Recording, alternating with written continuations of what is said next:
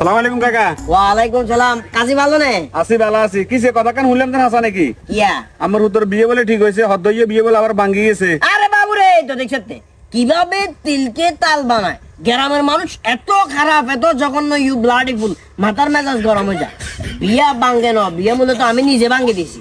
মানে আমি কিলে ভাঙ্গি দিছেন? ভাঙ্গে দিছি বলতে মাইনার চেহারা কাঠিন, শিক্ষকতা যোগ্যতা, লম্বা চূড়া সব দিক দিয়ে ঠিক আছে।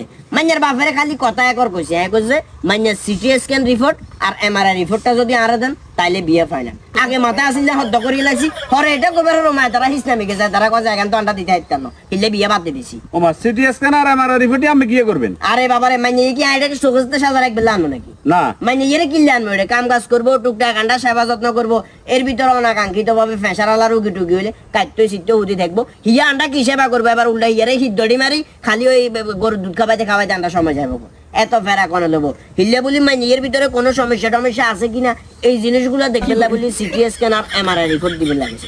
আর কত তুই আরো দিবের সময় চেক করে দিও, আল্লাহ না করো কোনো কারণে যদি বালাবেশ কম সংসার ভাঙ্গি যায়, আমি তোমার দিবের সময় আবার সিটি স্ক্যান দিয়ে সুন্দর করে চেক করে দিয়ে দিব, ডাইরেক্ট কথা।